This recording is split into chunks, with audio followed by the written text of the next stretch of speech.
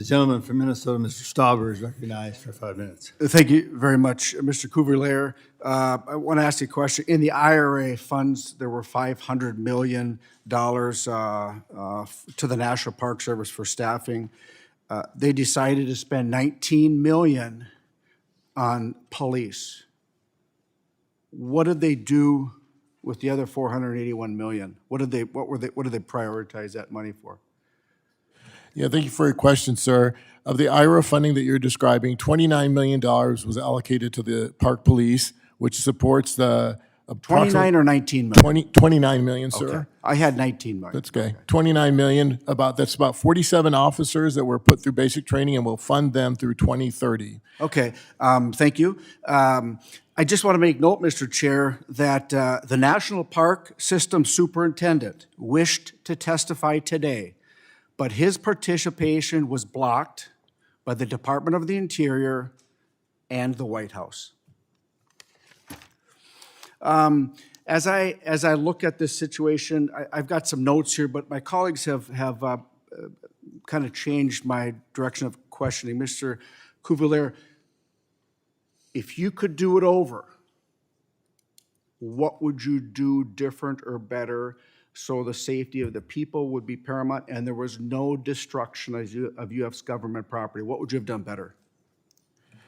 Thank you for the question, sir. You know, we get about 400 permits a year for First Amendment activity, another 2,400 for special park uses. I just want, I get that. I just want to know about this, this tragedy at Columbus Circle.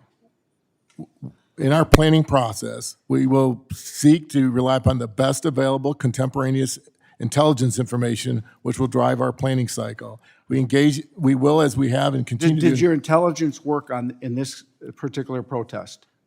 The intelligence we had did not indicate that there was going to be a violent permitted event. Okay. When it started to get out of hand, were reinforcements called immediately, and where did they come from? Thank you for the question, sir. The park police supervisor on duty has the ability to revoke a permit when the clear and present danger standard is met. They did that day. That was about 30 to 40 minutes into the permitted event. There was a decision. There are requirements. When you revoke the permit, does it automatically assume more personnel are going to be there to stop it? Thank you, sir. Yes, a couple things have to happen. The park police needs to allow for an opportunity for those who want to leave the event to peaceably egress, right? We don't want to create further chaos on top of what is already unacceptable behavior. Did you get additional resources once you revoked the permit? My question is, did you get immediate resources other than the 29 that showed up? The officer on scene utilized the civil disturbance unit to come in. Did they show up? Yes, sir, they did. And in a timely fashion? Yes, sir, they were a part of the incident. Again, what else would you have done different? So again, as part of the planning cycle, what we're going to do is require the permit applicant to be informed as what they need to tell their participants to discourage the bringing of whatever's prohibited per that event. So as was described in Mr. Greenblatt's testimony, when it's a Secret Service event, there's a different threshold for what you can bring than, say, for instance, a venue that's open to the public.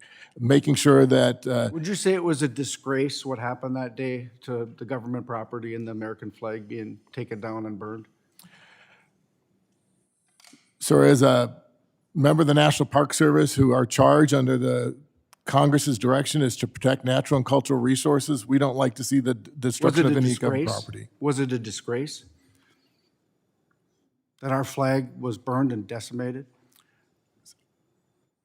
I think it's important to know that the burning of the flag was not permitted in the event. It was, as we have described before, an abhorrent act in which we are trying to seek the individuals responsible for those actions.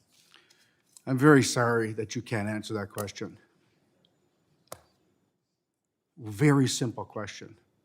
Was it a disgrace that the American flag was burned and stomped on? You can't answer that question.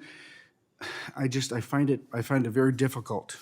Sir, I love our flag.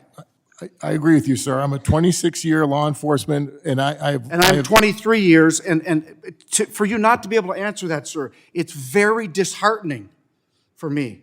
I don't know what you're trying to protect. Who are you trying to protect? That's an easy answer. Mr. Chair, I'm disgusted. I yield back. I thank the gentleman for